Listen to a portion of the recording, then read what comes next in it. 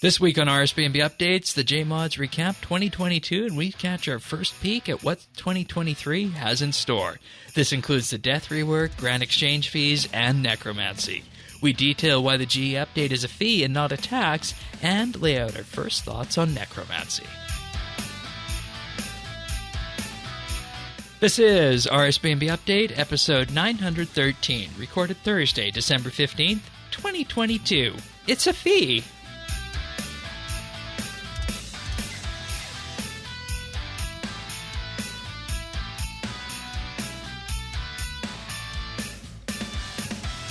Hello, everybody, and thank you for joining us for another episode of RSBANDB Update, the last regular update of the year. But we do have an impressive holiday schedule of podcasts on the way.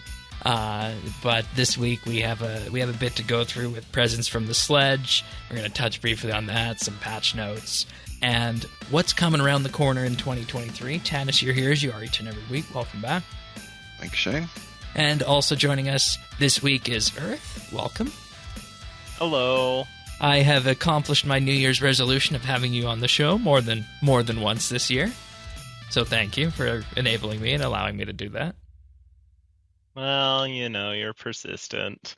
I know, and it's a fun topic this week, the Grand Exchange Tariff and Death Cost rework that's coming on January 9th, which we'll get to and we can sink our teeth into now that we have the information on it. But if you're joining us for the first time, you can find full show notes at update.show. We're in Friends Chat, BitsBytes. We also have our Discord at rsbnb.com/Discord for about the next 3 remaining weeks. I can be found in-game on my Fresh Start account, which is Shane with 3 E's, Tanis at FSW Tanis79, and Earth can be found at Lord Earth in-game. A nice and simple name with no numbers. So, how's everybody doing? The space. Doing good, but you're the only person I know that would say you enjoy talking about death and taxes. Well, I mean, we have to at this point, right? And I think people want to talk about that because it's gonna lighten the pinch on the pocketbook when we go PVMing. But in any case, presents from the Sledge. Tanis, you're over the moon with the presents this week. Yeah, I mean, I remember it being pretty good last year, but it's real good. Like, especially when you've may have a MTX problem and you can't really charge anymore on your credit card, and you still need that XP fix. You still need them stars. You can get them with wrapping paper now. Is that what makes the XP so good? I thought we had stars in the presents last year. Yeah, I thought we did. Well, there are, but you get stars, you get lamps, you get oddments, you get. Oh, and then that all filters back. I don't know. It's just good. Like I've been averaging like a lot. Okay, and this is where the Aurora die comes from, of course, and preliminary numbers on the wiki for trading in wrapping paper for presents is 1 in 10,000 to get the golden present, which gives you the Aurora die. Purple presents are 500 out of 10,000. Blues are 5,024 out of 10,000, and whites are 4,475 out of 10,000. And with that, it's important to note that the Aurora die can come from any color present. It's just going to be more rare from the white, blues, and purples. And let's just talk about this here at this point. That can we get rid of the food here that comes with this? I know, right? Seriously. Like, that goes on the floor. Like, it's a little annoying. Like, I mean, sure, the papayas are useful, the sea turtles are useful, and the oranges are useful, but everything else, eh? Yeah, that stuff goes straight to the floor. Yeah. Golden rings, of course, you get the golden rings, disassemble those for the rare chance of getting components from them, but everybody, of course, remember to go grab your daily present at the Grand Exchange, that Aurora die. Apparently, based on the data that the RS Wiki has so far, is that you have a better chance, 1 in 531 versus 1 in 10,000, and that's obviously subject to change in the future based on more data that comes in of getting the golden present and Aurora die from your dailies. So That and the Advent calendar is something I've been logging in for. I completed the 15-day login to get the snowfall walking animation today, so that was all fun and nice with that. But yeah, I am enjoying the presents this year because I've been doing a lot of wood cutting on the fresh start. We'll talk about that after, of course. That resulted in lots of wrapping paper, but that's a topic for later in the show with that. But we're going to move on and just jump straight into the patch notes right now. There's no Escape Santa this year. The login screen music has been updated to a Song of Hope from the Succession quest last week. And to fit within the free-to-play skill cap and to make it more accessible in general, the requirement for Dive, Escape, and Surge has been lowered from 30 agility to level 5 agility, and that's something we mentioned was going to be happening last week on the podcast. The Daemonheim enemies in the Mage Arena Combat Challenge in Succession have now significantly more life points, and we commented last week that each of them had 50 life points, and it was just so easy to one tap with the sword and they were dead. So that was indeed a bug. Revolution now supports untargeted agility abilities, so Escape and Surge can once again be put on a Revolution bar if that's how you roll, as they say.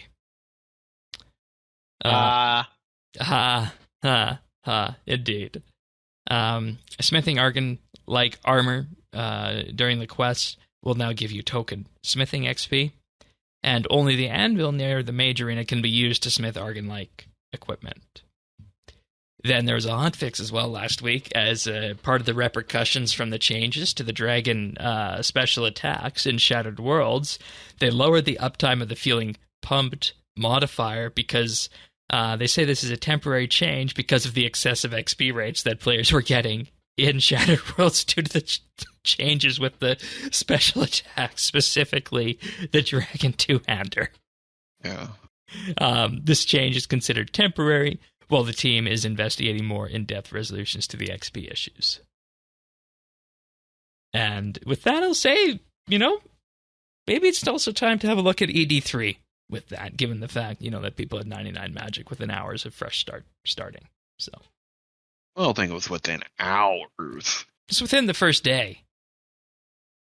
Yeah, I guess. Right. And, you could say the same thing with any of the combat types, but that's neither here nor there at this point. And, it's a relatively light patch week as we head into the final weeks of the year.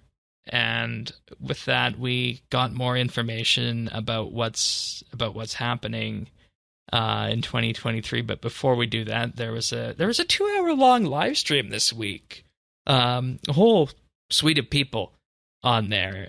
Mod Hooli was hosting. Mod Jack was on there for a bit. Mod Mike, Mod Zura, amongst others. Some people from the platform team as well, and they recapped 2022. And here's an interesting part, and we're just going to take a very, very quick run through this live stream because we have other things we want to talk about. But the Master Maxscape wasn't part of the initial plan this year. They heard people talking about wanting a 120 all cape. So as a result of that, they just decided to do the Master Maxscape. It wasn't initially part of the plan.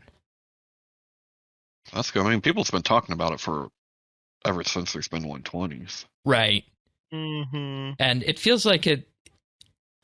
And this, I don't know how I feel about this, because if it wasn't planned to do it like this, was that okay? I don't know. It's fine with me, because, of course, it's content I like. It's something you're going for, of course. So, yeah. That just raised an eyebrow right there. But, I guess at some point that's the way people are going to go. But how much time and development actually had to go into it? Right. It's basically a cosmetic. Yeah. That has an if statement. Yeah, so it's not like a huge commitment. If anything, the hugest commitment of it would have been on the people who were concepting and then building it in game, graphically. Yeah. Yeah. So, Guardian of Carid was Mod Jack's update of the year. It's a pretty good one. It's his experiment in building content slightly differently, where it reworks old content, but also adds something new to the game. So We love to see it. yeah, with the plant power upgrades and whatnot. I still need to complete that, but I'm afraid if I do, I'll get 200 mil farming. And the sly get your herbs from farming, not from Awesome. PvP. Plant.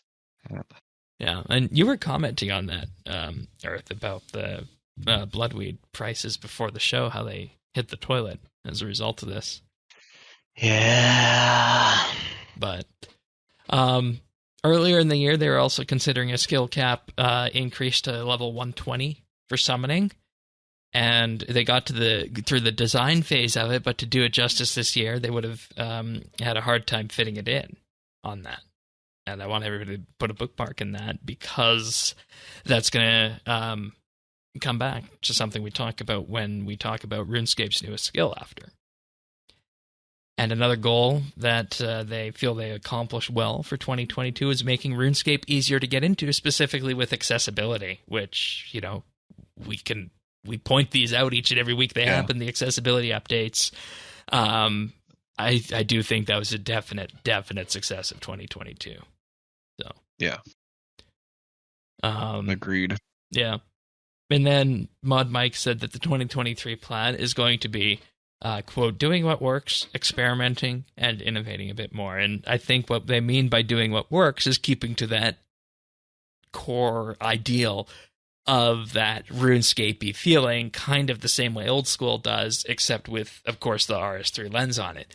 And I find this just so interesting to think about, and I've been thinking about this a lot this week.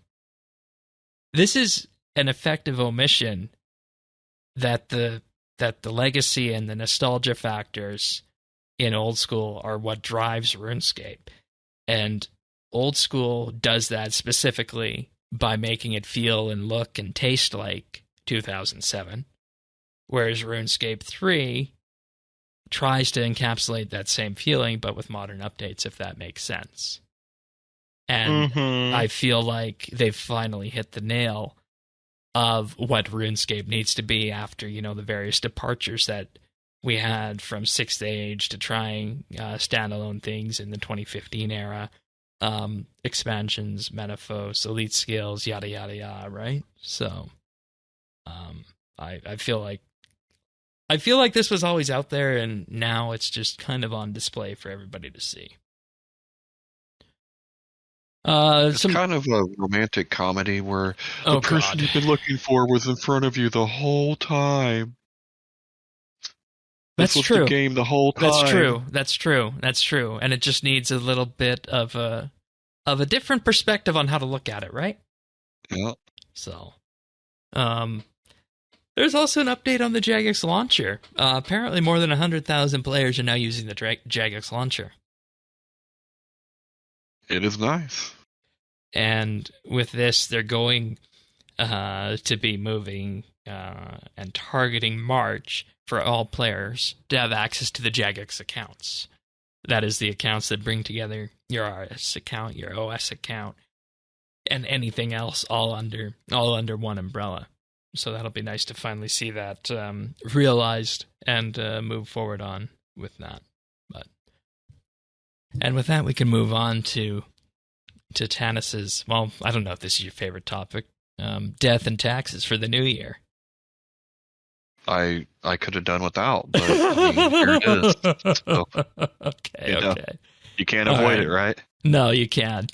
So they're starting it off on January 4th, which is not that. I fucked up. Hello? I fucked up. Never mind. Hello? So we're going to move on. Hit record? No, I did. We're going to move on and talk about Tanis's, one of Tanis's favorite topics, death and taxes, coming to the Grand Exchange in January as part of the 2023 sneak peek reveals. We got more information about this in the live stream this week.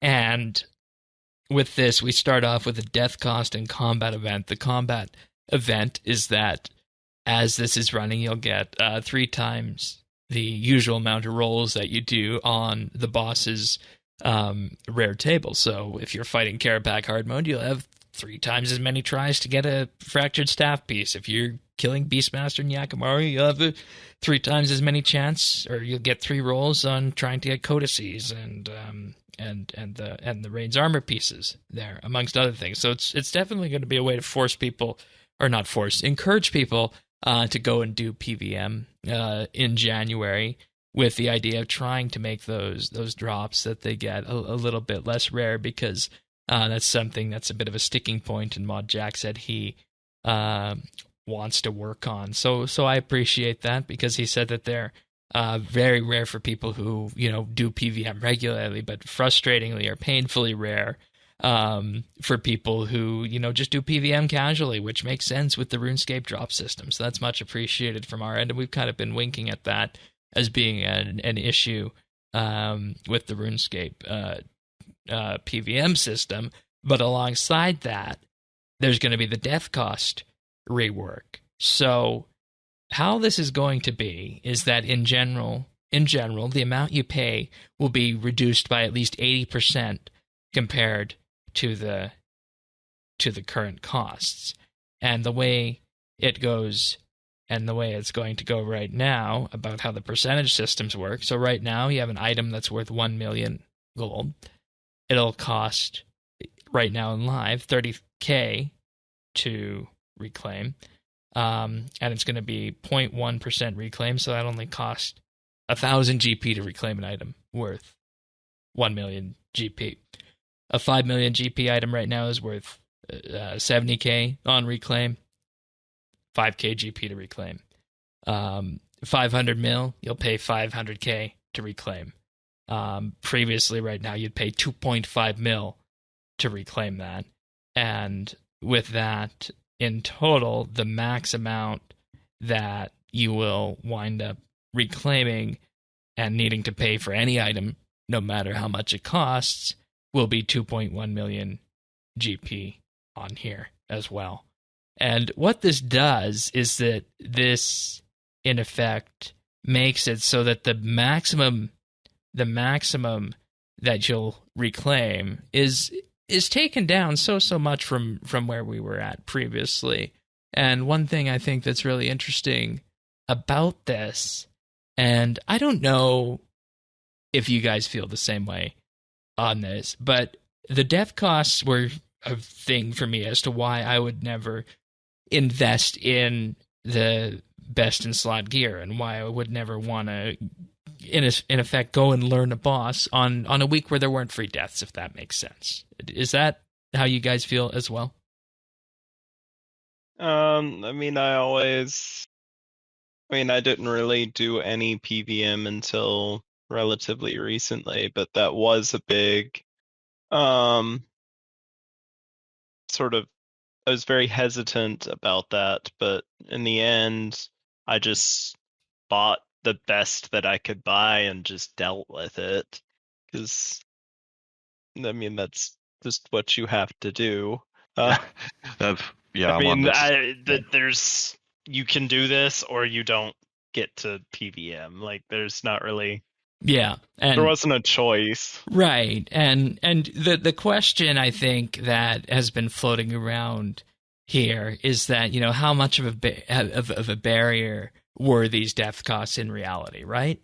Was it the vocal minority of the people who do high tier PVM and teach and train themselves and push themselves to do things like climbing in rage at Telos, or trying to teach themselves to solo Virago, as an example, because that's where these costs are incurred. And that's what we've said when we went back, and even when we did our monthly bit on PVM economics, is that David has always said is that the cost of doing PVM is incurred when you're learning how to do that boss, or when you're learning new mechanics as you increase in rage at something like Telos. And as a result of that... Go ahead. And then once you learn it, you pretty much don't ever die again, correct? Yeah, Pretty barring much. Is that the flip side of Yeah, that? Yeah, you know, it's the barring flip side. connection issues, barring you I know, mean, you're pressing a gonna wrong die button. sometimes Yeah, because of something stupid. But it's not a barrier at that. I mean, it's once you and- learn it, it's free money. yeah, Is the and that's point. and I don't necessarily know how much. I mean, it's one aspect. I mean, it's one plank in the wall of the barrier, one brick in the wall that is the barrier to PVM, right? That being said, I was all for a death cost rework, because this is the only game that punishes you like that. It's not a good system, so I'm definitely all for that. But we'll get into my contention points here in a little bit. yeah, and the example they give is that somebody's carrying 152 million coins worth of wealth and risking 63.1 million coins, and as a result of that, that creates a final reclaim cost of 65K only. Yeah. Now, let me ask you this though, Shane. Where does that leave the people that always said that, well, we can't have nice things in skilling because there's a risk involved in PVM. That's why they get the 100 million GP drops, and that's why they get the $1 billion staffs. They're risking it. Where does that leave us now? Garden of Carid. As in crashing bloodweed prices? Farming What do you mean? herbs. Farming herbs. And, you know, this is, I feel like they've been fully transparent in this, that this is an experiment in seeing if the farmers of RuneScape can supply the economy with the herbs that are needed. And with that, I mean, I don't think that it's ever going to be as bringing in as much GP as PVM does. I don't think that that's going to happen. And as a result of this, that's why I have that question in my head and why I opened the segment here with that. Is this something that was deemed to be a true stumbling block for people in the mid and beginner level PVM range, like the folks who are going through bosses like the Dagonoth Kings and the Rex Matriarchs and God Wars 1 and God Wars 2, those people who are learning and teaching themselves PVM on that? Are death costs a stumbling point for them? And if so, then this update is probably the right thing to do. But if this update is instead designed to pacify the community who does high-tier PVM, like I mentioned, pushing in rage at Telos, Arch Glacier, hard mode Carapax, Zamorak, so on and so forth, then maybe we need to have a different discussion about this. And we don't have the exact information about who this is primarily going to help or who was heavily having the problems here at the beginning. Because we need to be 100% honest that this is going to help everybody across the board. Everybody's going to pay less death costs because of this. Well, exactly. But here's the other side of the coin. If it worked out as planned, as what they're hoping, right? They're hoping it's not a barrier. This lessens the barrier for people to get in, which in turn you would think maybe brings in more drops, which then would lower the price of those drops, make them a little more common. Yeah. I bet the PVMers hadn't thought about that. Yeah. Right. But that's the intention, right? Like right. That is 100% the intention to this. Yeah, and if that was the case, that would be wonderful. And, I never got around to it this year, but one of my things I really wanted to do this year and didn't get to it was to complete the Carapac log, which, I effectively, through one of the free death weeks, I'll probably go there and do that. I might need to, finance some magic power armor and whatnot to do that, but that's a different issue. But I taught myself hard mode Carapac at one of the free death weeks this year, but I just never went back because my kill times are so long, and if I died, I would be, in effect, nuking any profit that I would have made, and I just couldn't necessarily farm the boss as a result of that. So in many ways, that's a problem with the PVM system for somebody who is not 100% efficient at it. That makes sense. So, but I don't know. The metrics are going to say, are more people going to get into PVM? And if this is the case, does this cement one of RuneScape's core endgames as being PVM? And if that's the case, then, whoa, we got to have a different discussion entirely in the new year about the way RuneScape works. But they built an entirely new set of analytics. What else would it be? Right. If not PVM. Right. And I mean, the only other ones you really have for options are cape chasing, your comps, your max, your master quests. Sure. PVM. I suppose, but once you do it, you did it. Exactly. Whereas with PVM, you can kind of rinse and repeat, right? So. Mm-hmm. But it's the same thing all the time. So, I mean, to me, I'd rather chase. I mean, I would rather go after XP. I'd rather go for the 5-6 than I would.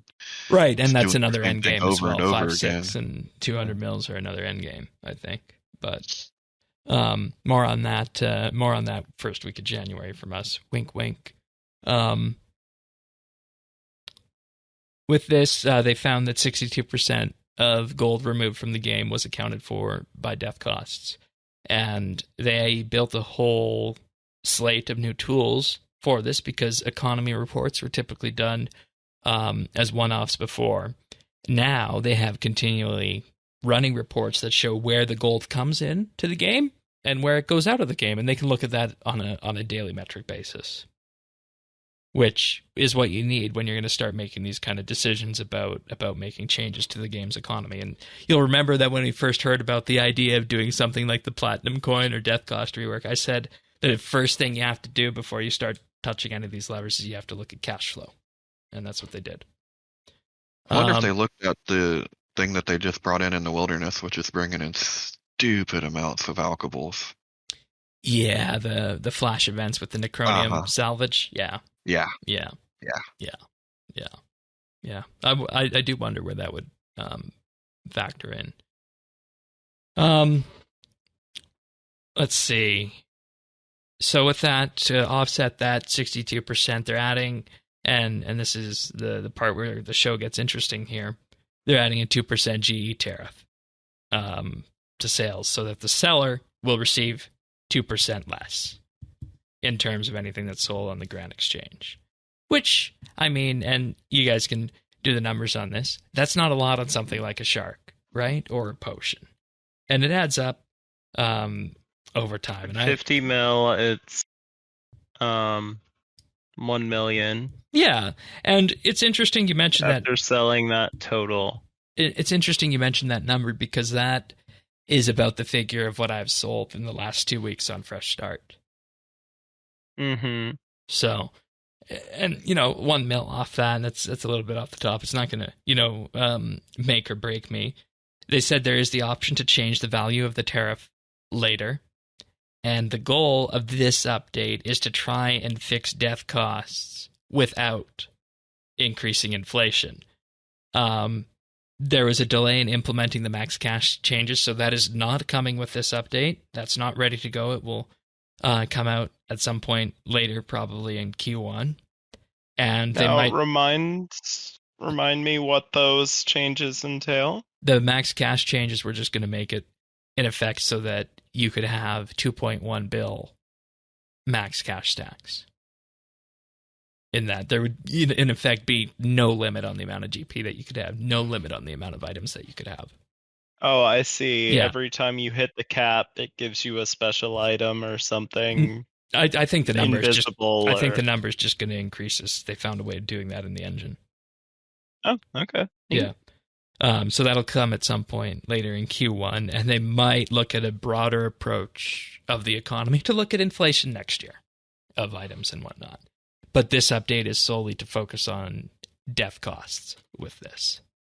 All right, so before we continue, I want to thank some Patreon supporters. You guys, of course, make doing what we do here so fun. And as we head towards the end of the year, we're polling our January, dare I say it, monthly bit already. But before I get too far ahead of myself about all our Patreon offerings this week in particular, I'd like to thank Amos Reed, Andrew C., Arvids L., Beekeeper Steve, Bryflex, Big Huge Rat, Chunk the Monk, Cycle RS, Diana, Drama Free, Duramax, Elo Matey, Enrique V, Flaza Man, Free Milk, Jacob G, Jade Gizmo, Jason S, Jeebus, Jesse W, Kesky, Ling01, Mohan V, Nate the Great, Nick G, OTR Gamer, Parnassius, Ricky A, RS Nerdherd, Samuel FL, Skiotan, Scott DS, Shirt Pants, Stubiv, The Naked Captain, The Dabin Goat, Tim, Tom V, and Zant. Thank you, everybody, for your support. It truly means the world to us for allowing us to do what we do here each and every week. And we're already polling, as I said, our January monthly bit topics that are on offer for that one. Our discussion on Altscape, which I think makes sense given Golden Party Hat last year and Fresh Start Worlds this year, Archaeology Grinds, so on and so forth. Another option we're pulling there is what would happen if RSBANDB staff members got to do Game Jam for a week. That is, build and design our own RS updates. What would we do? That's kind of a fun one. That's the one I want to win. And then the other one is that we would sit down and have a look at some of the other games that we play, get a couple people on the show, and just talk about what we play elsewhere outside of RuneScape.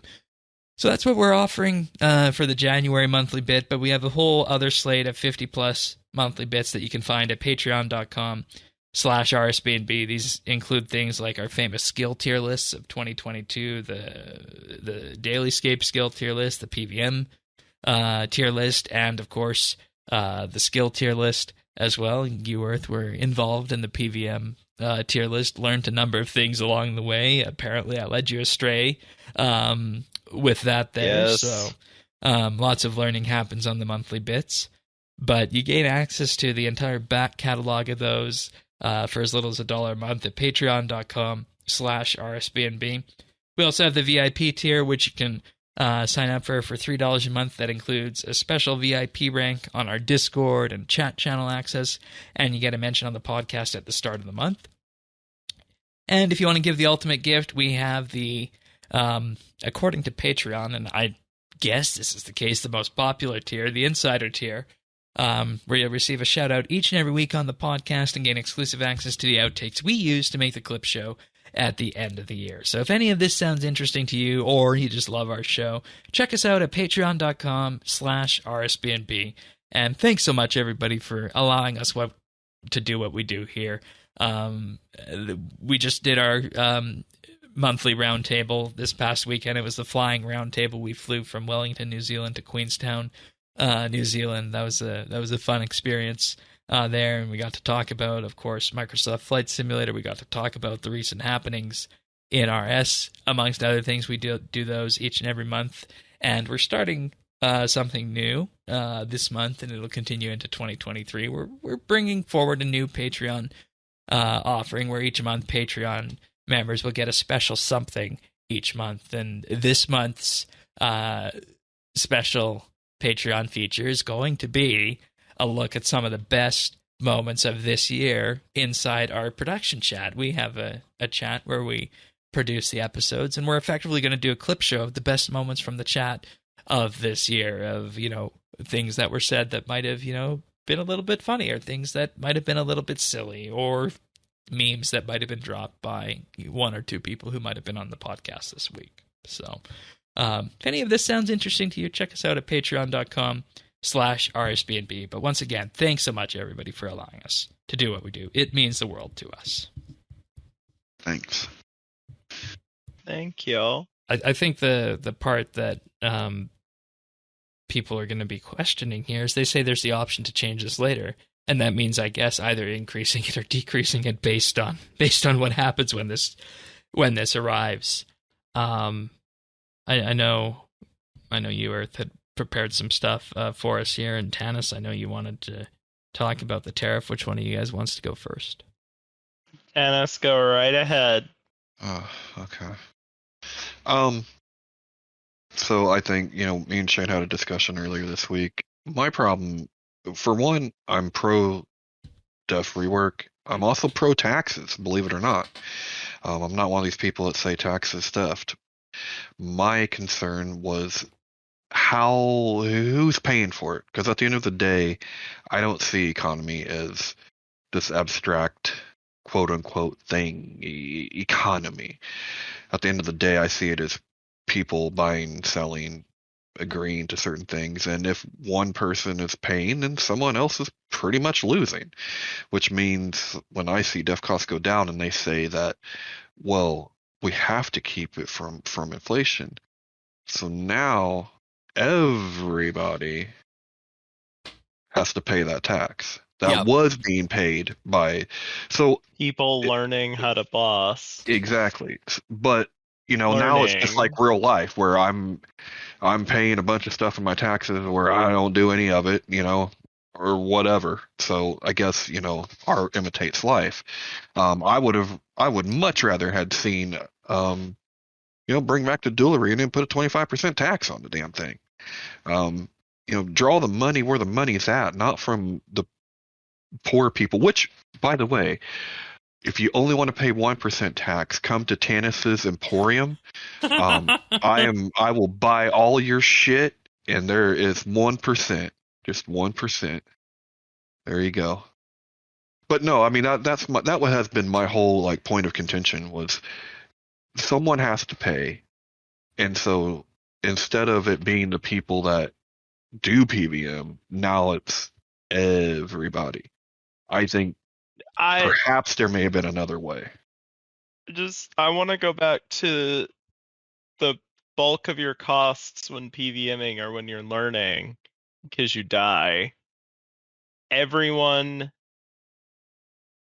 who is past that point, it's free money. They're not paying death costs. They're just rolling in, or they're just getting more and more and more and more cash, and there's none coming out of it because they're not dying, right? Yeah. Barring, of course, the one-off deaths of where somebody, it's does something negligible silly and doesn't matter. They're not dying. So death costs don't affect those people, and those people are the ones bringing in probably the most money, no? Well, and that's where I told Shane, he hates this, but I believe it should have been what I would call a progressive tax, where if you're bringing in an item that's 100 mil drop, well, that's 10%, bud. You're bringing in an item with a 500 mil drop, well, you're up to 15%, so on and so forth, right? To where you're actually getting it as it's coming in instead of, to me, that would have been, wait for the dirty word, fair. And you can't start taking big chunks like that out of it, though. 10% of 100 mil. Well, whatever you want to make the numbers are, I don't really care, but I'm sure there was math that could have worked out there rather than every transaction for people that aren't necessarily engaging in that content. How much time would it take you to make 1 million GP? That is how much you are losing as a seller when you sell 50 mil worth of items total.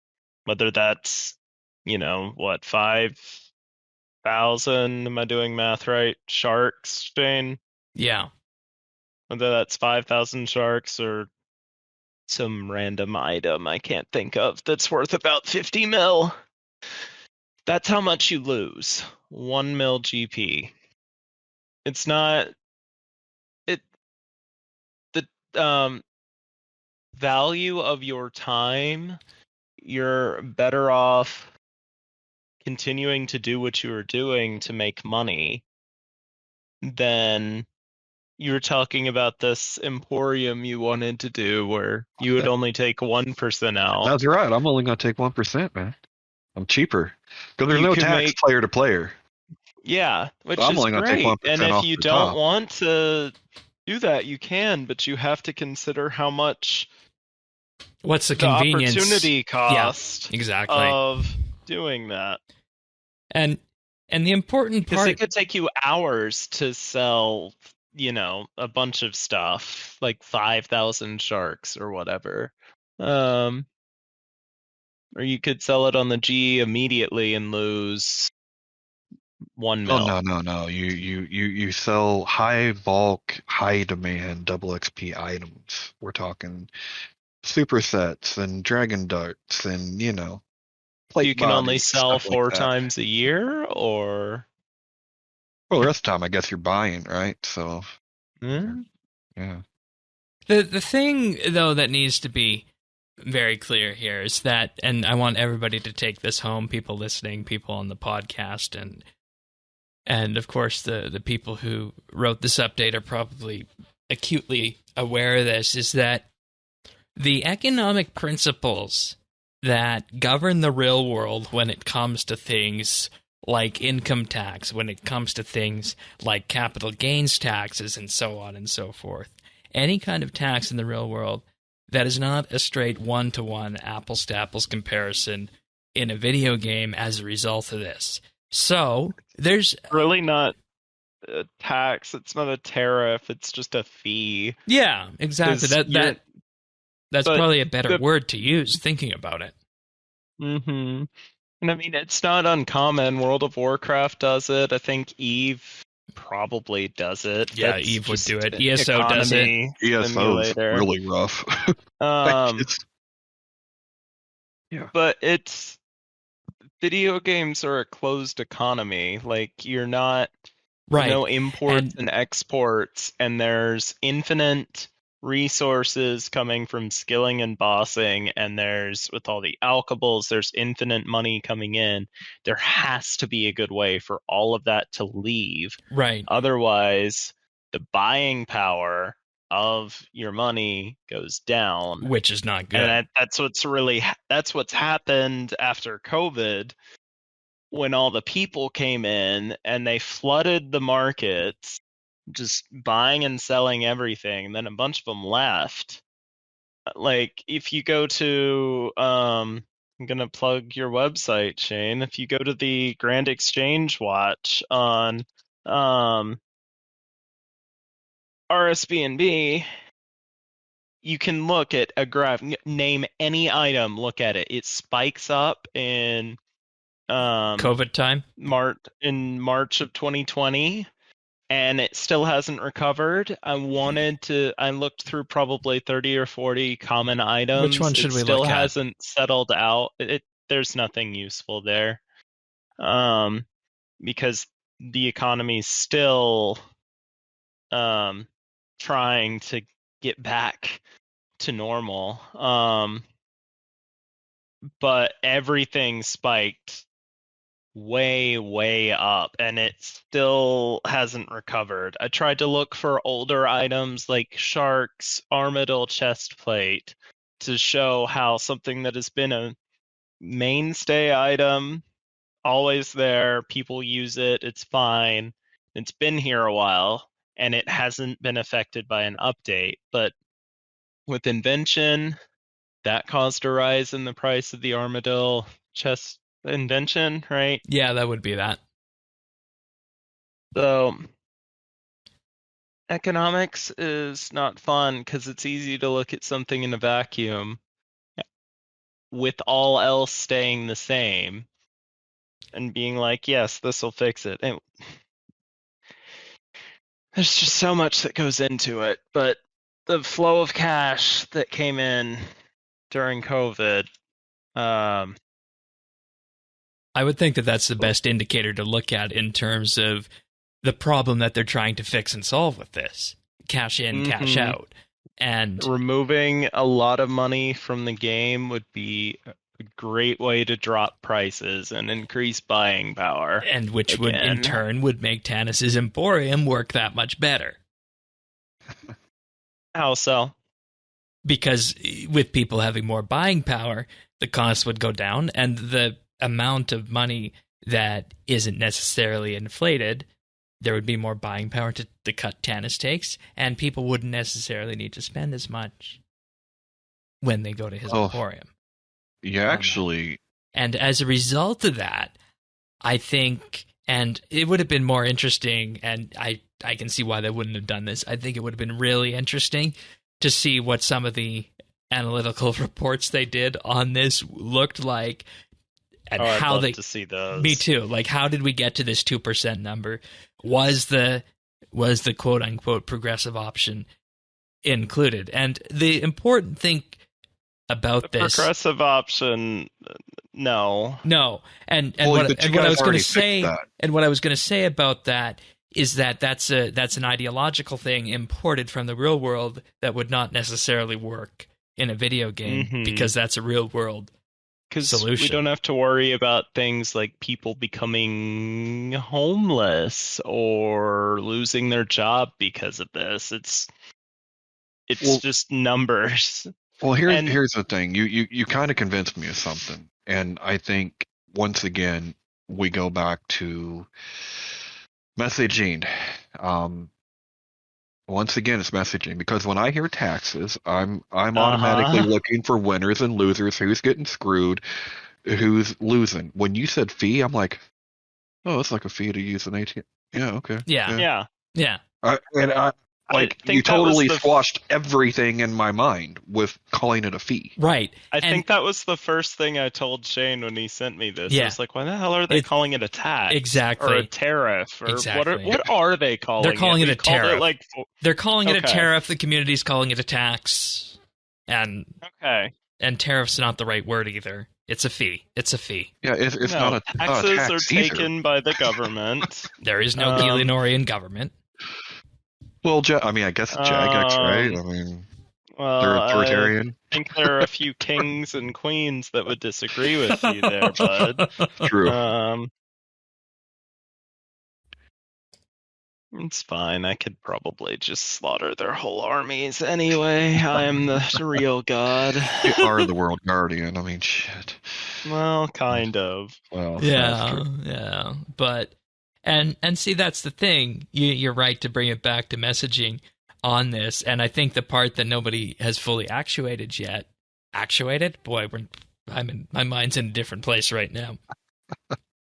The thing that people haven't fully realized yet is that they're open to increasing or lowering the tax if need be. The fee. Come It's on, a fee. bud. It's a fee. It's a fee. It's a fee. It's a fee. That's the title of the show.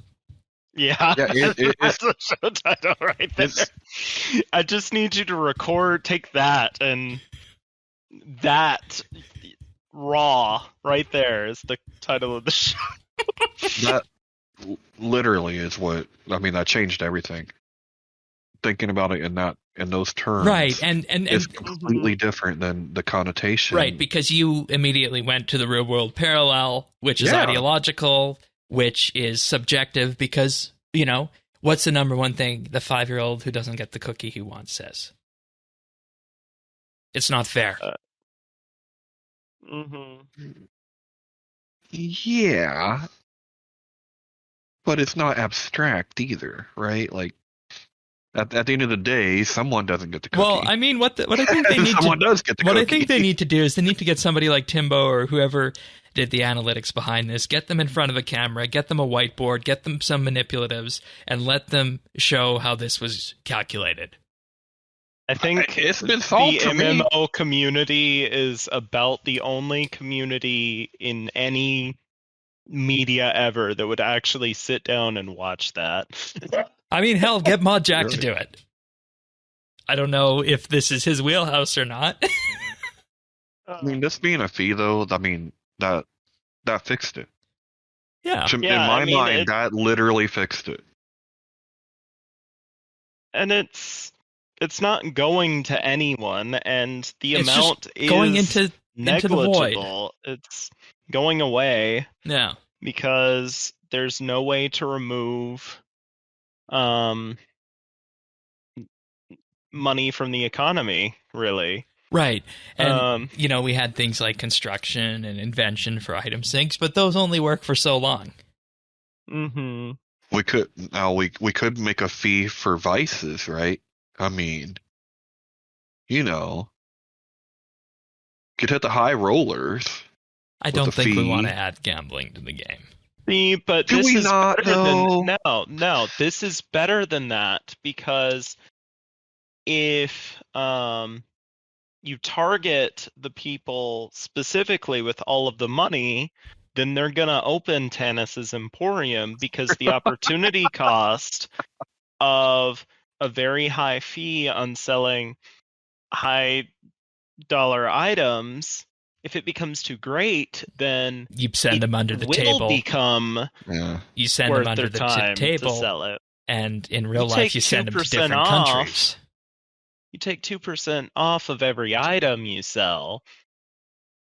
Nobody's going to notice that on an individual level, but when you do that at scale, it takes so much money out of the economy that it's great. Yeah. I didn't expect to be convinced, but fees. And like I said, why they brought I did me. not. like I said, Tanis, like I said on Monday, I didn't have the argument ready for you at that point, and we could have arrived at that same place, but I knew there was somebody out there who was going to be in a better position to deliver that point. Yeah, I just didn't see this coming. Well, all right. you know Well, how I hope you am got with the same. money. I hope you got the same for me coming up. So just It's been a rough week. Just a couple of other points here on this. The Ring of Death will also be changed so that it will revive you where you stand and give you and put a damage over time effect on you for the next 3 minutes. They didn't say what the magnitude of that will be. And upon killing a target, you'll have a 50% chance to restore up to 5% adrenaline. So that's interesting, what they're doing for the Ring of Death costs, or the Ring of Death changes on that. We already talked about Raptor's Rampage regarding rare drops. Raptors what? Raptor's Rampage? Rampage? What the hell's a rampage? Rampage? Is that what you're trying to say? I guess. Rampage? Rampage. Oh my. All right. Hello? Once per day, you'll get 3 rolls on the rare boss loot table for your first kill. Death Touch darts will be included, so everybody's going to be doing this, and they're not convinced this will be a long-term solution since it's a daily, which makes sense. So, I will definitely be hitting up Carapac and the raids on this week when this happens, I guess, or when this happens.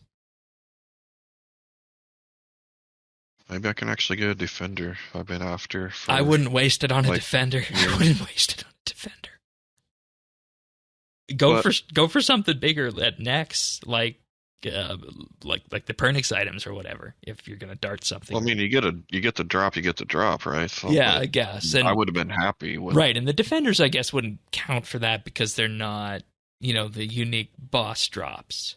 So. Oh, they're not. No, they don't count for that. Oh. Oh, shit. No, they don't. But moving on, we have Fort Forinthry, which is. I wanted to add one more thing though before we move on to the fees. I really do think it all comes down to marketing it. I know World of Warcraft. For those of you who don't know anything about WoW, they're 2 warring factions, basically. And the way that they've framed it in-game, in lore, is that it's when you sell something to the auction house, they take this fee off just because it's a pain in the ass to, sell between the 2 factions, right? Right. Uh-huh. So they could do something like that in lore, it's just a handling fee or whatever for the Grand Exchange. It's just how it's framed, because most people are just going to see tax and be like, no, this is dumb. I hate it. But you say fee, like you said, the ATM fee, that's okay, that's different. Yeah. This is a service that is being provided to me, and I have to pay a little bit, but it saves me so much time, and I'm fine with it, right? Yeah. Mhm. Yeah. So And in many ways, this exposes another problem, a greater problem like this. You guys are both, Tanis was on the expectations front, and Earth here, you mentioned the marketing angle of this. And if there's any blowback to this, well, we know where to point the finger now. I mean, at the end of the day, it doesn't matter what you are. It's what people think you are. Exactly. I don't think anybody else has said that. And for that, that's a very good point. I'll shout out to my marketing professor in grad school. Right on. Because he said that to me, and I've used it ever since. So. Oh, okay. Wonderful. Forinthry, what does your marketing senses tell you about that? It's going to be a longer storyline than the Legacy of Zamorak, and it will be appropriate level of scope for what RS is about and what your character is about. And the premise is that King Rold says that there's a wilderness problem and the Zamorakians will come attack, and he'll make anybody a duke or duchess who can claim land north of the wilderness wall. The story will involve King Rold and Queen Elamaria, and this will be a year-long storyline that will continue on into 2024 for a second chapter. And with this, they also say that the new skill won't be gated behind any of this content, but the new skill will make sense in the lens of Fort 4 and 3. The new skill stands in its own place and will later merge with the storyline. Maybe I get a real kingdom this time. Well, you're getting effectively what kind of looks like we're getting fees from our kingdom. We're getting some of the proceeds from that. Yeah. Yeah, that's true. True. So it's okay when it happens to NPCs. I've been taxing those bitches for years.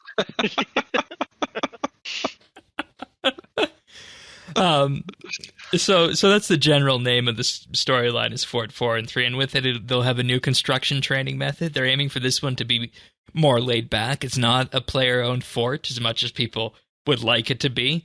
It has that element of it's that element, they say, that a player owns something that takes a project from modest to large, so they're not doing that. But what this is surface world construction that will give a reason to train the skill and a new way of training it. I love it. Let's go. And they said, and they reminded, a POH rework would effectively be redoing the construction skills, so they're not doing that. And they just want this to be a very different way of training up construction. Over time, you'll be building up a fort, a town hall, a chapel, a command center, and a workshop. It's going to be more social, not instanced, which I think we all agree is perfect. Because how many of the recent construction updates have been instanced, right? I mean, that's the name of the game for construction, is instance content. So this is good to hear. They're not going to... There's one thing introverts like, it's interacting with others. Yeah, and I mean, I think we learn even through Fresh Start that interacting with people is so important for the MMO. I don't know if that's been your experience. No, I don't interact with anybody anyway. Oh, that's too bad. I've had wonderful conversations at everywhere I've been. That requires typing and reading. Right, and I guess that's difficult for you.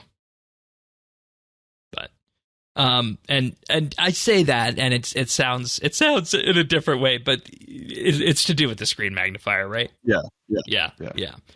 They're not confirming benefits and rewards this far out. They say the fort will ship feeling quite complete, but more buildings will be added throughout the year. It will not be time-gated content, and the fort will be locked behind an introductory mini-quest. So not a huge quest, but a mini-quest. I think this scratches an itch that's been needed for a while. Then also, in the year, we have a new quest series going to be about a murder mystery tied into a dinner at Fort 4 and 3. Somebody is apparently going to collapse dead at the dinner table. Don't ever have dinner in Gillinor. Nothing good ever happens. No, it's going to be a murder mystery with a detective story. And the whole idea behind it is that you're just going to get a book. And that book will be how you do the quest. It's a puzzle quest. That's what they said. The quest will be a big puzzle. And I know you don't like puzzle quest status. Well, but there's a way of doing puzzle quests that are puzzles, and then there's the needle skips. True, the needle skips. And I hope it's kind of in the same vein as that. The Mystery Journal will tell you how to get through the quest. There'll also be a character that's like Watson that will help you move through the quest as well. So that's that. And it's got Mod Zero and Mod Stu behind it. So once again, going to be a wonderful quest. I really like what those two did with the recent one combined with Mod Raven's writing. So I'm very excited to see it. Yeah, absolutely. Should we move on to what has been probably at this point, in many ways, people saying one of the worst kept secrets of Jagex, and that everybody thought it was going to be this skill, and we now know it's Necromancy. Yeah, might as well. Okay. I'm gonna start us off on this one. I let you start off the last one regarding the GE fee. I think that they're doing this in a very similar way to what they did with archaeology, in that archaeology was unveiled about a month or so before RuneFest, just the name of the skill. They were on live stream. Mod Shawnee got told in his earpiece to release the name of the new skill. I forget, maybe it was Mod Osborne who was on there as well, but it was a complete surprise to Mod Shawnee at the time, and they just revealed that there was going to be a new skill in 2020 that was going to be called Archaeology. And all we had was the name of the skill until RuneFest, and then following that, we got more info with Mod Osborne and Mod Timbo's videos that were shot out in the tent. Wonderful, wonderful video pieces. Got to wonder what they'll do for Necromancy, if they'll take a stroll through any graveyards or anything like that. Will they pop Take Me Back to Port, though? Never. Yeah. Never. That will never be topped for RuneScape videos. I think that's what they gotta. That's the bar they gotta shoot for, though. 'Cause even if they miss it, it's gonna be damn good. Yeah. Now, Necromancy brings up a whole other suite of ideas in terms of what it could be, and I want to say that I squarely think that it won't be anything related to summoning. And the reason for that is that the summoning expansion to 120 was designed for 2022, and the decision was made to not go for it because of the scope. And for people who are unaware, skills take about 18 months to 2 years to build. So with where we're at right now with the skill shipping in Q1 of 2023, this would mean that the work on the skill would have started in late 2021 or mid to early 2021 at that. So as a result of that, you wouldn't necessarily be building Necromancy and talk about expanding summoning to 120 if the two were in any way similar. You wouldn't go through the design process of building 120 summoning if it was going to be anything like Necromancy. You wouldn't do that. So I don't think it's going to be anything like summoning, bringing creatures back from the dead. I don't think it's going to be dark summoning. I don't think it's going to be like the binding contracts, and it's definitely not going to be pouch making. So I don't think it's going to be like summoning. I also don't think it's going to be an elite skill, because they said they want everybody to be able to access the skill on launch, which elite skills don't do. And with that, you'd have to put behind it, if we were talking Necromancy, what that comes up, 80 summoning, 80 magic, 80 divination maybe. So I don't think it's going to be an elite skill. And what our people have seen, Thaxi, Zant, people who have been walking around other communities have said that the general sense looking at this so far seems to be a sense of trust amongst the community rather than straight out negativity, and nobody's picking anything apart yet. People are just kind of, throwing ideas out there on the wall of what it might be. And then Sirion made a very good point this week. He said, what's in a name? You could have called it something like abjuration or inscription or something else entirely with that. What he effectively did is he just went to the dictionary and pulled up synonyms Right. for Did necromancy. he mean conjuration when he said that? No, he definitely wrote abjuration. No, I know that's what he wrote, but is that what he meant?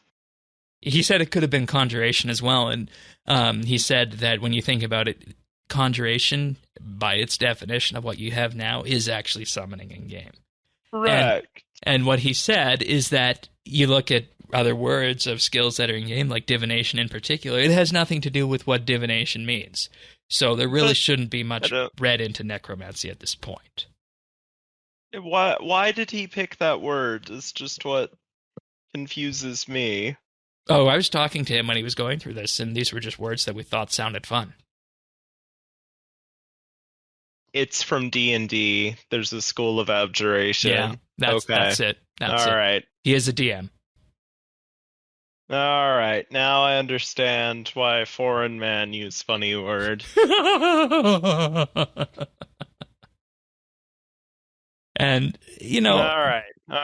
I rest my case on that one. And the question is, why necromancy now? And I think this is going to be our fun discussion point here. Why necromancy right now? And the answer I have for this, or rather the initial premise, is that in 2018, in detailing why they chose archaeology, Mod Osborne at the time then, who Mod Jack now has that job, Mod Osborne said necromancy, sailing, and spellcrafting were early frontrunners that were ahead of archaeology in the skills that were chosen. And he said archaeology didn't win in every category. Necromancy took that crown, but that's a longer story. But it, being archaeology, was a close second, and they all excited our designers much more than necromancy. So, with that, we're left to two things being true, or one of two things being true. Either the necromancy design got better than it was in 2018, or, and I sincerely hope this is not the case, the second best design of 2018 is fine for 2022. And with that, I am choosing to believe that it's the former, where the design got a lot better than it was back in 2018. And that's my initial thoughts of where we're at right now with necromancy. I'd prefer not to go into what the skill might or might not do. One of you guys take it away. You know, I wasn't super excited to hear the name. What's in a name? Well, marketing. That's in the name. And so when I hear necromancy, I hear, yeah, I know y'all say, oh, it's not summoning. How? Right? Like it's hard because you make that connection. The other connection I make is combat. So at the end of the day, I just basically was like, all right, well, it's either going to be something that I want to do and I'll get into it, or it won't. But either way, I'm going to keep playing. So. And isn't that the binary of any skill or any choice in game? You either do it or you don't. I mean, yeah. And based on what we see here and what we have in other games, the early front-running guess I think might be combat support skill, like Slayer, right? But maybe different. I don't know. Other ideas that come up with is archaeology is communicating with the past through relics and the codex and whatnot. What if this is communicating with the dead and supporting other skills and training methods on that through that? I mean, give me a straight gathering. Give me fishing 2.0, fishing for souls, baby. That might be an angle of it. Then we can talk. Right. And see, that's another thing. We don't know where this is going to land. We don't know if it's support, combat, gathering, or processing skill. Well, I mean, honestly, though, do you really think it could be anything other than combat? Yeah, I do. I think it could be a support skill that fits in with thieving and dungeoneering and all the other support skills in game, Slayer, etc. I have no idea what's going to come from it, and I'm interested to see it. I think, having zero expectations and zero anything. Like and that's the important I know part. I haven't been paying attention to any of the leaks or anything. Like all they've released is the name, right? Yep. Yeah. Jagex officially released. All The they've name. released is the name. Right, and Yeah. a video showing some skulls on it and the branding logo for it. But that's it. Neat. I'm And- interested to see what happens next. Right, I can and speculate till I'm red in the face, but I don't know anything about it. right, and that doesn't Neither do does anyone else. and that doesn't do anyone good to, speculate and jump off the nearest, bandwagon or jump onto the nearest bandwagon for that. So I think that's an important thing to say with this. I also, given our Fresh Start Worlds experience, think it's important that going forward, the messaging and that being carried out on this doesn't have any slip-ups. Because, Tannis, you remember what happened that those first 48 hours after Fresh Start was leaked. Yep. Even people who were told about it before did things on that they shouldn't have done on that. So what are you talking about? They're the culprits. Yeah. What? I'm not understanding what you're saying. Yeah, I think there's a Discord problem there. He just went really, really fast speaking. Tannis? What? Hello? Yeah. You got me? Yeah, you started speaking really fast. Oh, that's weird. I said, they were the main culprit. Yeah. Yeah, that came out in about half the time it took you to say it, but... Oh, okay. And that's my number one concern, is just making sure that the messaging gets delivered properly on this, right? And what are we to do here?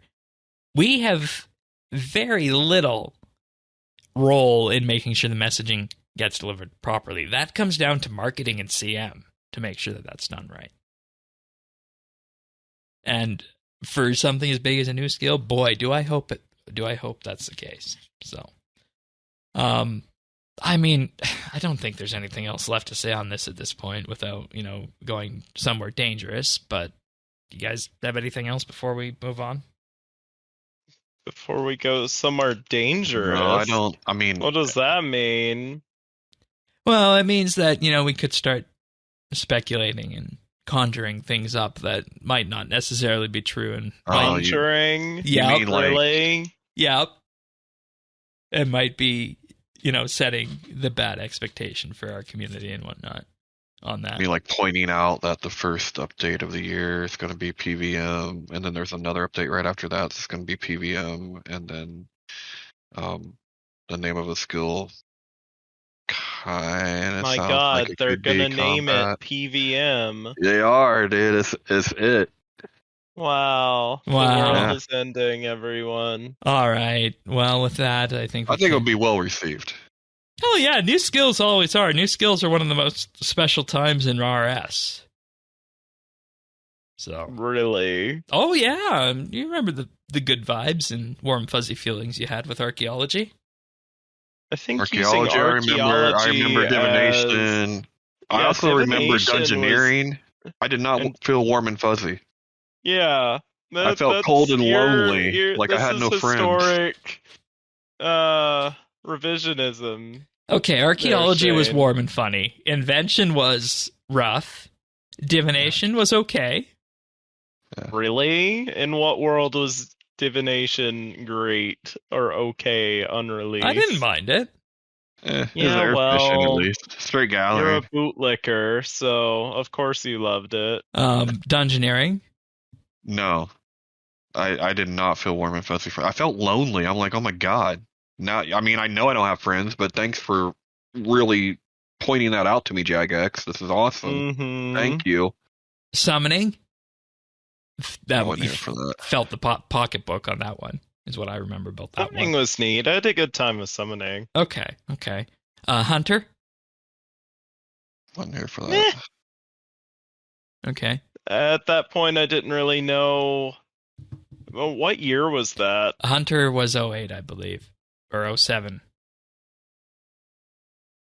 Yeah, I was Or not. Hunter was 06. Sheesh. Summoning was I was January 08. 12. I didn't know what the hell was going on. I remember it, though. I think that's really probably the first one that I really remember. Okay, I remember farming. Yes, we know. That was a wonderful week. Oh my god. And I think that's why I enjoy the skill and so you're much. Still talking about it 800 years later. Yeah. Plowing them fields ever since. Lots of plowing. I remember Slayer. Planting your seed everywhere you go. I remember Slayer. That one wasn't fun. Just like Nick Cannon. What? What? Anyways, that's water, watch it grow. It's time to move on. You're like a cannon, Shane. Okay, all right. And then Runecrafting came out with RS2. Compliment. Runecrafting came out with RS2. So, alrighty. Let's move on to some achievements then. So, I've got our Fresh Start achievements. As Fresh Start is wrapping up, only 3 weeks left. It feels like it just started, and I'd love to stay there and do a little bit more tennis. But you've been busy on Fresh Start Worlds this week. We have you getting 99 cooking on the 15th. Congratulations. As well as 99 fishing on the 10th.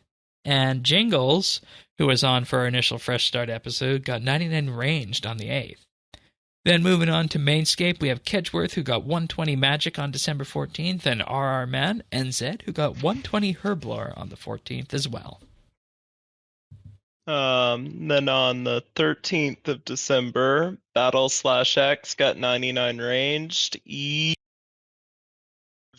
got 99 farming, and Greenish got 99 fletching. Then on the 12th, Fire Afrit got 120 mining, and Keski got 120 construction. Nicely done. Well, then continuing on the 12th, we have Legion 1943 with 120 magic, and Jackblog with 120 Slayer on the 11th. Then we have Luke Toto Dial with 120 Divination also on the 11th. Battle Slash with 99 Dungeoneering on the 9th. And Thieves with 200 mil defense on December 8th. Nicely done, everybody. Nicely done. And of course, this will be the last achievements spot until the new year. So everybody hold tight on what you get over Christmas break. Safe to say we'll have to have some people on the show to help us read the Deluge over the holiday break there, Tanis, come January. But with that, we're going to move on to our pick of the week. And I figured, what better thing to do than to give Earth the last pick of the week of the year? So my pick of the week is Apex Legends, which, I'm a little behind the times here. That's been around for a little bit at this point. But a friend of mine recently introduced it to me, and I have gotten Shane and some of our other friends into it as well, and we're really, really enjoying it. I think the game is in a much better place than it was when I first tried it a few years ago. And even having to carry Shane, it's been very fun. No, that's not true. Oh, you haven't been having fun? No, you don't need to carry me. I hold my own, but well, Alan helps, but the biggest problem is the team size of 3. It's limiting in that regard, but aside from that, it's perfect. Well, socially, it is limiting. Yeah. Which, when you see the game, it makes sense why they did it that way. And, there was a high bar for me coming into the game with the Battle Royale mode, because I have an epic story from Fortnite days Really, an epic story? Yeah, I thought that'd be fun to throw out there. But once upon a time, the group of us were playing Fortnite, and I accidentally, rather than getting the grenade out, I got the boogie bomb out, and I made us all dance, and we all died a horrendous death. And thankfully, you can't do anything like that in Apex. Make your teammates dance and make it so they can't shoot. Yeah, Shane got us all killed, for those of you who don't know what any of the words that he just said meant. And we've had good luck with Apex so far. I think we've had a few victories in our threes, haven't we? Yes, we have carried you across the finish line several times. We've also got stuck behind filing cabinets. Mm-hmm. So, and you know, it pushed me into it. I just want that on record, and we lost the game because of it. Wow. So. Wow. Okay. You had a way to get out. I didn't, because I was healing, man. But nonetheless, mm-hmm. I will give credit where credit is due. It's an interesting game, and free to play, microtransactions through cosmetics. Important to underline that. You don't need to pay anything if you don't want to. You can, of course, pay to unlock extra characters if you don't want to grind the game to do that. It's not. I wouldn't even call it a grind. By the time I have enough to buy a new character, I'm like, okay, time to try something new. Like, it's not an excessive amount of playing required to get something new. No, it's not. And one thing I like about it is that the maps are all very nice, and from an environmental perspective, nice and light. He means green. Cheerful and whatnot, I think. Well, nothing too dark or dingy like the Call of Duty games were back in the day, Well, yeah, that's different. One's a gritty war game. Yeah. And I think the best part about it is that now it's available on Steam, so you don't need to use the EA launcher if you don't want to for that. So I know, Tanis, you were asking how it would work for you. High level of awareness required. I will say that. Yeah, that's gonna be a negative there, Ghost Rider. I mean, you could give it a try. Like, he could give it a try. It might be interesting for him to try if at some point, right? But the level of awareness that even Shane here is able to have, so don't let that scare you away. If Admiral Windowlicker here can do it, you probably can too. I love that my new nickname is the Admiral. No, it's Windowlicker. Can we go back to the Admiral? No. You have to earn that. All right, that's Apex Legends pick of the week. And one thing I found really interesting about this is that it actually uses the Source engine of all things. Heavily modified, yeah. But yes. And I think we should also say same universe as Titanfall, right? I was going to ask you that. I thought this was a Titanfall thing. See, I love freaking Titanfall. Mm-hmm. Yeah. Okay, maybe you should give it a try then, and just see what happens, right? Okay. Yeah, give it a try. Let us know how it goes. Okay. Yeah. He'll probably do better than Shane. We'll see. But in any case, what have we been up to on ours? Let's start with you, Tanis. A lot of fishing and then cooking the fish. Yeah. Yeah, a lot of that. And then I think that topped off my 7th 99. Oh, boy. Which was the ones that we hollered out, right? Yep. And then, so I've got 5 pets and 7 capes, and now I'm trying to do some combat stuff. We'll see what happens. I'm really going for pets. Slayer pet would be great. But I don't anticipate any more 99s, but I would like to get some more pets. So yeah, that's true. You got to wonder how much those pets are going to sell for on main. Yeah, I don't know. Because you have a limited community and, typical pet rarity, right? So Yeah. and keep in mind, people already have to have the pet unlock. So interesting. As for me on fresh start, yeah, mainly just fresh start. Knocked out a few yak track tasks on main, but haven't had the time to sit down and AFK both with both clients up because that's not the level of awareness I was at with RS for this week. But on fresh start, I have hit 81 archaeology.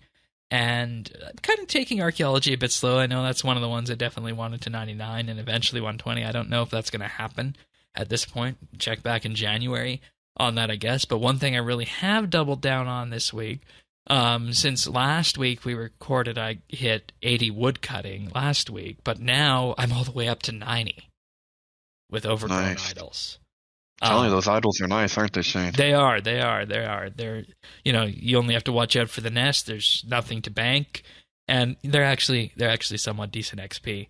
And I think as soon as I hit, I think it's 91 for the golden bamboo. We'll work golden bamboo dailies into that as well because that's a nice chunk of XP. So I've been mainly woodcutting on that. I am 200k away from level 119 farming, so that's going to get done. Definitely by the time we're done with fresh start, but just the farm and the ranch up until 119 here. So I'll probably pick up the trees again as in my push to 120 and everything else, and really just floor it, so to speak, on the farming angle. And it's really nice cornering the entire market with dinosaur roars. I knew you would. Yeah, so that's my current source of money making dinosaur roars. I've since I've got those going and all the dinosaurs, I have about 33 mils sitting in my cash pouch, and I've been trying to buy golden dragon fruit seeds, but I just can't because I have a collection of beans that are sitting there, right? So I got to get the golden dragon fruits, but those things aren't buying for 400k each. So I don't know if I want to spend that much on golden dragon fruit, or if I just want to, go for the wood along the way, the wood and fruit.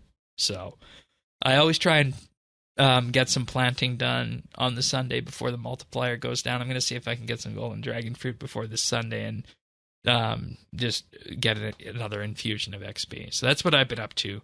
How about you, Earth? Inching, and I do mean inching towards 99 thieving. Oh, good.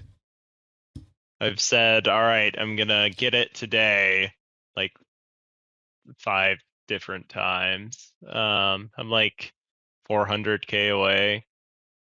It's just a matter of time at this point. Yeah, it's like 20 minutes or so at the nights at the garden there.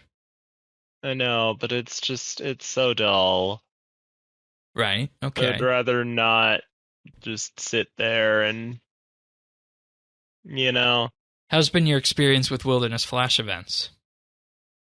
I did one about an hour ago, whenever we were getting started. Yeah, and the reason I ask about that is Succession, of course. I really, really want to hear what you have to say about Succession. Mm-hmm. Because, it's an interesting quest, and I think even you agreed last week, Tatis, that it was an interesting take on the way they did things, so. Yeah. But I believe that's it for this episode of Updates, so thanks, everybody, for being here. We do have some fun shows coming down the pipe, and we can talk about those right now. So next week will be our year in review. We'll be touching on each of the 12 headlining or 10 headlining updates of the year and talking about what they brought to the game, summarizing, recapping them. So that's things like Hetz Oasis, the mini quests, the extinction, so on and so forth, the accidental update. As we go on, we'll be bringing back various panelists to talk about those. That'll be next week. The week after that will be everybody's favorite clip show, of course, because we all love the annual RSBANDB clip shows. So that'll be right around New Year's Eve. That one will be released. And then the week after that, Sirion and I will be sitting down with Mod Jack to talk about endgame in RuneScape. What does RuneScape's endgame look like? What do you do after you max? What do you do after you comp? And what's the general strategy for RuneScape Endgame? We're going to have a nice long-ranging discussion with him on that, so catch that the first week of January. Then after that, we'll be back to talk about the death system rework and grand exchange fees.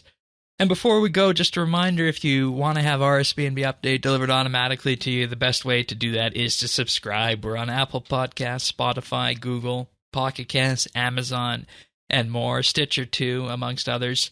Just visit update.show/subscribe.